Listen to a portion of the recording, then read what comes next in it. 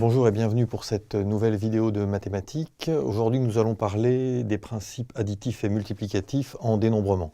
Donc, je vous rappelle que dénombrer en mathématiques, c'est compter le nombre d'objets d'un ensemble. Donc, on va démarrer par le principe additif qui est assez intuitif. On va, lorsqu'on doit dénombrer un ensemble, procéder à une classification sur les objets de l'ensemble. Et pour connaître le nombre total d'objets, nous allons compter le nombre d'objets par classe de la classification. Donc je donne un exemple visuel. Vous avez un ensemble grand oméga, d'accord, et on cherche à dénombrer le nombre d'ensembles à dénombrer l'ensemble oméga, c'est-à-dire déterminer le nombre d'éléments de oméga. On établit une classification. Il y a 3 classes, A, B et C. Donc dans A, il y a 4 éléments, dans B, il y a 3 éléments, et dans C, il y a 5 éléments. Donc le nombre d'éléments de oméga, que je vais noter comme ça, d'accord, c'est une des notations mathématiques officielles. En fait, si on veut être un peu plus savant, on parle du cardinal de oméga, mais bon, peu importe. Donc le nombre d'éléments de oméga, c'est le nombre d'éléments de A, plus le nombre d'éléments de B, plus le nombre d'éléments de C. Alors attention, j'utilise volontairement le terme un peu lourd de classification pour bien insister sur le fait qu'il y a des conditions pour appliquer cette propriété. Et les conditions, alors visuellement, on les voit assez bien. Il faut d'abord que la classification soit exhaustive, c'est-à-dire que tous les éléments soient bien comptés au moins une fois. Donc il ne faut pas qu'il y ait d'oubli. Autrement dit, il faut que A union B union C soit égal à oméga. Et ensuite, il ne faut pas qu'il y ait de recomptage, d'accord ? Il ne faut pas compter plusieurs fois le même élément. Donc il faut que la classification soit, pour le dire en français, non redondante. Et donc il faut bien que là, chaque élément soit compté au plus une fois. Donc au moins une fois, au plus une fois et une seule. Et donc là, la condition, c'est qu'évidemment, il n'y ait pas d'éléments qui soient dans 2 classes différentes. Donc A inter B égale A inter C égale B inter C égale l'ensemble vide. Donc un exemple très simple, dans une classe, il y a 14 filles et 20 garçons, donc au total, il y a 20 plus 14 égale 34 élèves. Bon, alors, je vais tout de même vous donner un exemple où il faut faire attention, parce que c'est plus là qu'on voit paradoxalement apparaître la force du principe additif. Dans une classe de 34 élèves, tous étudient au moins une langue vivante, parmi l'anglais et l'allemand. Il n'y a pas d'autres langues vivantes. Donc 23 étudient l'anglais et 20 étudient l'allemand. Combien étudient les 2 langues vivantes ? Alors, la classe, je l'ai représentée ici, c'est oméga. On a donc les élèves qui étudient l'allemand et les élèves qui étudient l'anglais. Alors, il y a des élèves qui vont étudier les 2 langues. De toute façon, on le compte, 23 plus 20, ça en fait trop. Donc, ce qui se passe, c'est que lorsque j'applique le principe additif, je serais tenté de dire que le cardinal de l'ensemble total, c'est le cardinal de A plus le cardinal de B. Mais ce faisant, si vous procédez ainsi, vous comptez 2 fois les éléments qui sont ici. Vous comptez les élèves qui sont ici en tant que germanistes et en tant qu'anglicistes. Donc autrement dit, si vous les comptez 2 fois, il faut ôter une fois le nombre d'éléments qui sont ici. Donc, vous obtenez une formule qui ressemble beaucoup à la formule sur les probabilités. Probabilité de A union B égale P de A plus P de B moins P de A inter B. C'est la même chose. Quand vous avez une aire à calculer dans les toutes petites classes, si l'aire est constituée d'une sorte de L, vous comptez l'aire des 2 rectangles, par exemple, et vous ôtez l'aire du carré que vous avez compté 2 fois. C'est la même chose, c'est des histoires de mesure. Donc le cardinal de oméga, c'est le cardinal de B, le nombre d'éléments de oméga, c'est le nombre d'éléments de A, plus le nombre d'éléments de B, moins une fois le nombre d'éléments que j'ai compté 2 fois. Ce faisant, je les aurais bien comptés 2 moins 1, une seule fois. Donc moins le cardinal de A inter B. Donc simple calcul, enfin une simple manipulation algébrique, on a donc le cardinal de A inter B, le nombre d'éléments de A inter B, c'est-à-dire les élèves qui étudient les 2 langues, qui est égal au nombre d'éléments de A, plus le nombre d'éléments de B, moins le nombre d'éléments de oméga, à savoir 43 moins 34, 20 plus 23, 43, 43 moins 34, égale 9. Il y a donc 9 élèves sur cet exemple qui étudient les 2 langues. Je réinsiste bien, le cardinal de oméga n'est cette fois-ci pas égal au cardinal de A plus le cardinal de B, puisque la deuxième condition qu'on avait donnée ici n'est pas vérifiée, à savoir que A inter B est non vide. D'accord ? Donc il y a les éléments qu'on recompte 2 fois. Donc voilà, et voyez le parallèle avec la formule sur les probabilités, c'est exactement la même propriété mathématiquement, fondamentalement.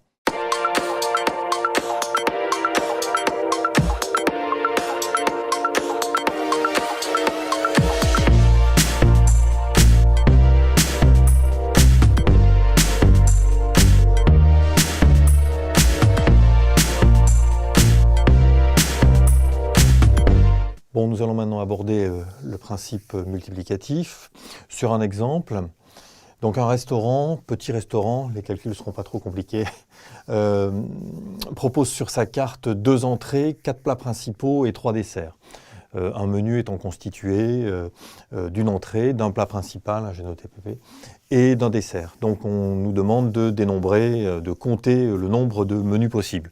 Alors le mieux est peut-être de faire un arbre, et donc je symbolise les choix possibles par des branches différentes. Donc lors du premier choix, on a 2 branches, entrée 1, entrée 2. Lors du deuxième choix, on a 4 branches pour chacun des premiers choix.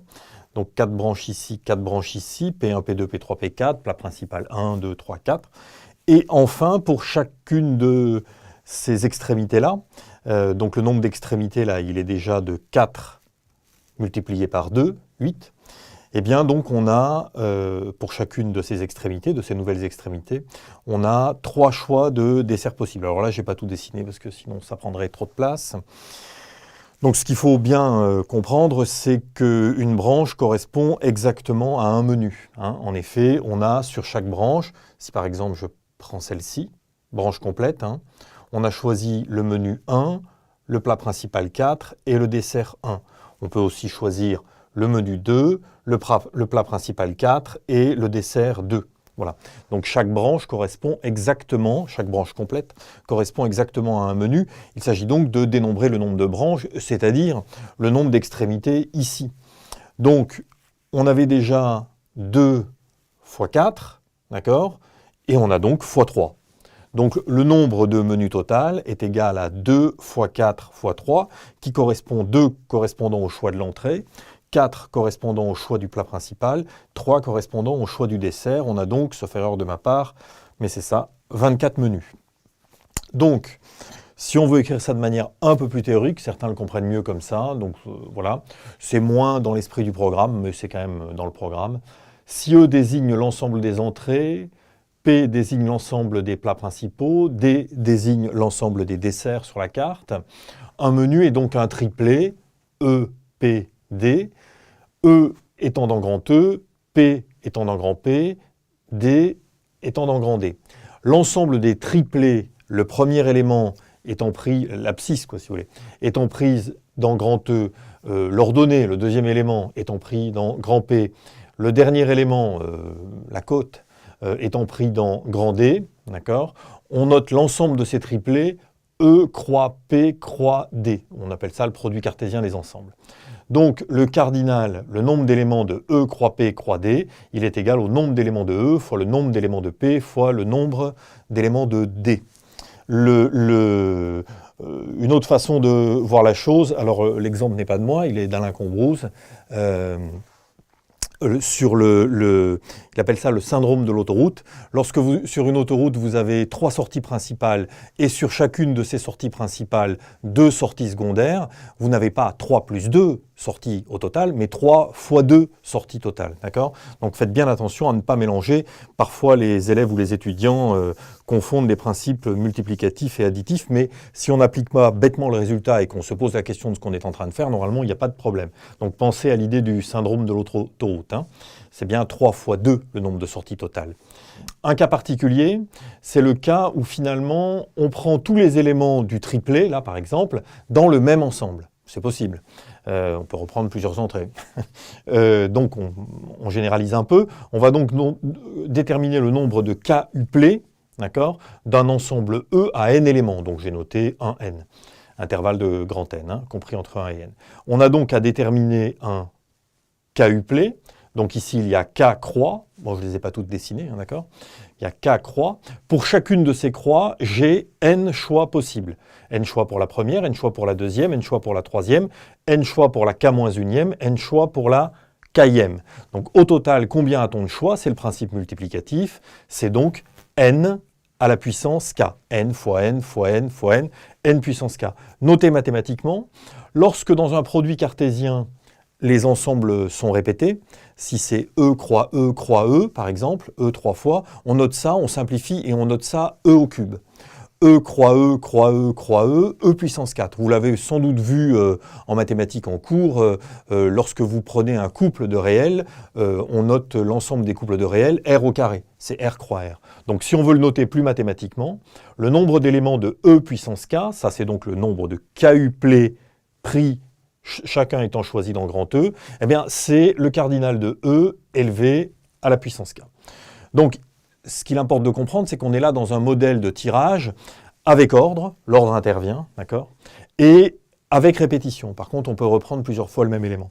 Donc un exemple, un sac contient 8 jetons numérotés de 1 à 8, on tire successivement, donc là il faut entendre, il y a de l'ordre, avec remise, donc vous avez la deuxième information, donc vous choisissez un jeton, vous regardez le numéro et vous le reposez dans le sac, donc éventuellement vous pouvez le reprendre lors du deuxième ou du troisième choix.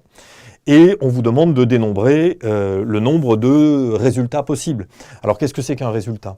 Un résultat, ça va être un triplet de la forme J1, J2, J3, J1 étant le premier jeton tiré, J2 le deuxième jeton tiré, J3 le troisième jeton tiré. Donc il y a un ordre, évidemment, donc on va pouvoir appliquer ce dont on parle, et il y a répétition. Donc, on a 8 choix pour le premier, 8 choix pour le deuxième, 8 choix pour le troisième. Donc, au total, on a 8 au cube résultats possibles, à savoir, sauf erreur de ma part, mais je pense que je ne me suis pas trompé, 512 choix possibles. Donc, moi, je vous conseille, je vous l'ai déjà dit, mais je le redis, dès que les tirages sont effectués successivement, lorsque, si vous voulez, l'ordre intervient, je vous conseille à chaque fois de faire le petit raisonnement qui est derrière et de ne pas appliquer bêtement, quitte à faire un petit dessin, etc., et de ne pas appliquer bêtement les formules. Dans un premier temps, ça va vous permettre... Après, les formules, vous allez les appliquer naturellement parce que vous allez les comprendre, enfin, vous allez comprendre d'où elles viennent. Mais il me semble que ça peut être plus intéressant. Encore une fois, quand le tirage est... où l'ordre est un tirage avec dans lequel l'ordre intervient, il me semble mieux d'essayer de voir ce qui se passe et de faire ça un peu intuitivement, vous allez retomber tout naturellement sur la formule. Les deux questions essentielles à se poser lorsqu'il y a un tirage, c'est, ça par contre, on ne peut pas passer au travers de ça, c'est est-ce que l'ordre intervient? Non. C'est un peu plus compliqué, là il vaut peut-être mieux appliquer les formules, enfin là il faut appliquer les formules. Est-ce que l'ordre intervient? Oui. Donc là, je peux essayer de faire des petits dessins, de raisonner, vous voyez, sur l'histoire des menus, c'est quand même pas très compliqué. Et ensuite, la deuxième question, évidemment, c'est est-ce qu'il y a répétition ou non? Là, le dénombrement, lorsqu'il y a ordre, qu'il y ait répétition ou non, les raisonnements sont intuitifs. Ici, on était dans un cas, pardon, ici, là, on était dans un cas où, évidemment, je le redis, il y avait remise. Voilà, donc il y avait répétition. Voilà.